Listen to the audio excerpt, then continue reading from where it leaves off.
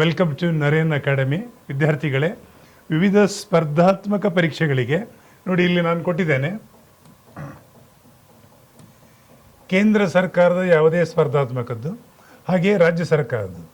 Naren academy recorded video series ಒಂದು foundation course ಕೂಡ ಮುಖಾಂತರ ತರಬೇತಿಯನ್ನು ಕೊಡ್ತಾ ಇದೆ. ಅದರ ಭಾಗವಾಗಿ ಇವತ್ತಿನ ವಿಷಯ ಯಾವುದು, ಒಂದೊಂದೇ ಪಾಯಿಂಟ್ ನೋಡ್ತಾ ಹೋಗಿ. ಏನು ಕೊಟ್ಟಿದ್ದೇನೆ ಅಂದರೆ ಆರ್ಟಿಕಲ್ 75 ಅಂತೇಳಿ. ಈ ಆರ್ಟಿಕಲ್ 75 ನಾನು ಹಿಂದೆ ಕೂಡ ಹೇಳಿದ್ದೇನೆ.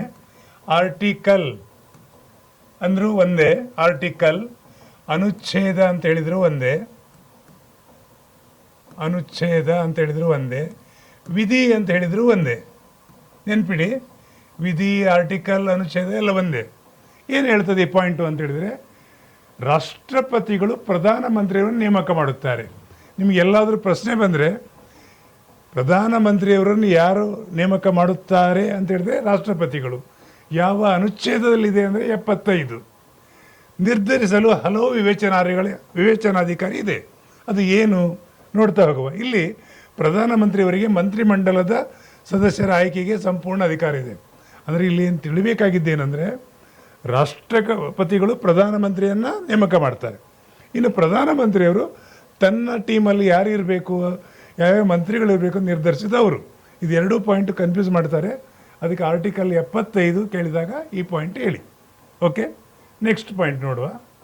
75(1) ಏನು ಹೇಳ್ತದೆ? ಆರ್ಟಿಕಲ್ 75(1). ಈ 75(1) ಏನು ಹೇಳ್ತದೆ?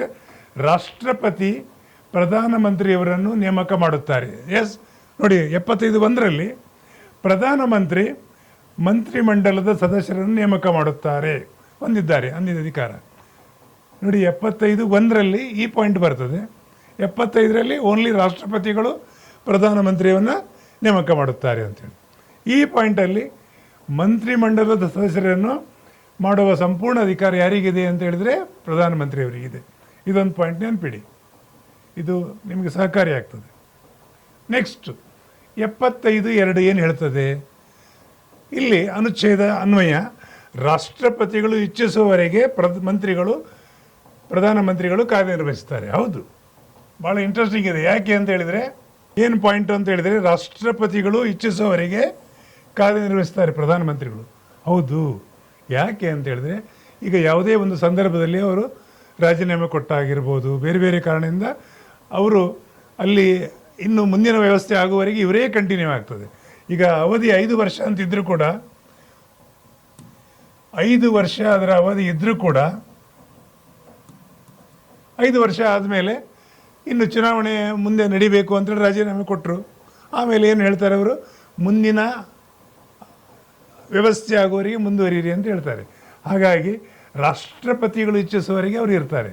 5 ವರ್ಷ ಮುಗೀತು ಅಂತೇಳಿ ಮುಗಿದಿಲ್ಲ. ಯಾಕೆ? ಮುಂದಿನ ವ್ಯವಸ್ಥೆ ಆಗೋವರೆಗೆ ಅವ್ರು ಕಂಟಿನ್ಯೂ ಆಗ್ತಾರೆ.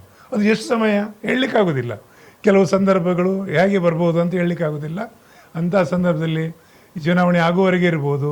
ಚುನಾವಣೆ ನಡೆಯೋ ಸಂದರ್ಭದಲ್ಲಿ ಬೇರೆ ಬೇರೆ ಘಟನೆಗಳಾದರೆ ಇನ್ನು ಮುಂದಿನ 6 ತಿಂಗಳು ಮುಂದೆ ಹೋಗ್ಬೋದು, ಹೇಳಲಿಕ್ಕಾಗೋದಿಲ್ಲ.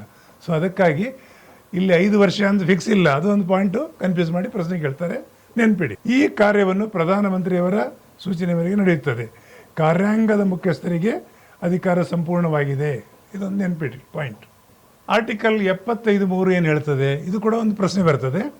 ಈ ಅನುಚ್ಛೇದದ ಅನ್ವಯ ಮಂತ್ರಿಮಂಡಲದ ಎಲ್ಲರಿಗೂ ಲೋಕಸಭೆ ಹಾಗೂ ಸರ್ಕಾರ ನಿರ್ಧಾರಕ್ಕೆ ಜಂಟಿ ಹೊಣೆಗಾರಿಕೆ ಇದೆ. ಹೌದು, ಕೇವಲ ಪ್ರಧಾನಮಂತ್ರಿಗಳು ಮಾತ್ರ ಅಲ್ಲ, ಲೋಕಸಭೆ ಮತ್ತು ರಾಜ್ಯಸಭೆಗೆ, ಅಂದರೆ ಜನತೆಗೆ, ಭಾರತ ಜನತೆಗೆ ಯಾರು ಏನಿದ್ದಾರೆ ಎಲ್ಲರೂ, ಪ್ರಧಾನಮಂತ್ರಿ ಒಳಗೊಂಡಂತೆ ಎಲ್ಲ ಮಂತ್ರಿಗಳು ಇದಕ್ಕೆ ಹೊಣೆಗಾರಿಕೆ ಇದೆ. ಕೇವಲ ಪ್ರಧಾನಮಂತ್ರಿ ಮಾತ್ರ ಅಲ್ಲ, ಎಲ್ಲರೂ ಹೊಣೆಗಾರಿಕೆ ಇದೆ. ಇನ್ನು ಪ್ರಧಾನಮಂತ್ರಿ ಕಾರ್ಯಾಂಗದ ಮುಖ್ಯಸ್ಥರು. ಎಸ್, ಕಾರ್ಯಾಂಗದ ಮುಖ್ಯಸ್ಥರು ಯಾರು ಅಂದರೆ ಆರ್ಟಿಕಲ್ 75(3) ಪ್ರಕಾರ ಇವರು. ನೋಡಿ, ಇನ್ನೊಂದು ಪಾಯಿಂಟ್ ಬರ್ತದೆ.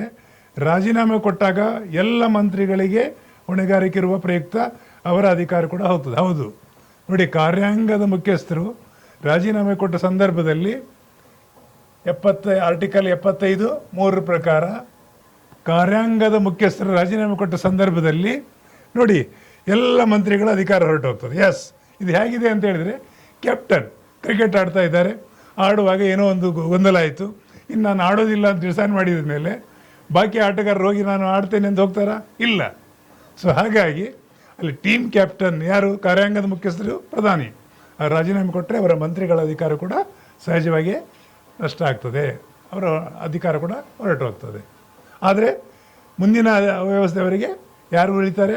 ಪ್ರಧಾನಮಂತ್ರಿಯವರು ಮುಂದುವರಿತಾರೆ ರಾಷ್ಟ್ರಪತಿಗಳ ಆಸೆ ಮೇರೆಗೆ. ನೆನ್ಪಿಡಿ, ಇದು ಒಂದು ಪಾಯಿಂಟ್ ಆಯಿತು. ನೆಕ್ಸ್ಟ್ ಒಂದು ಪಾಯಿಂಟು, ಆರ್ಟಿಕಲ್ 74 ಏನು ಹೇಳ್ತದೆ?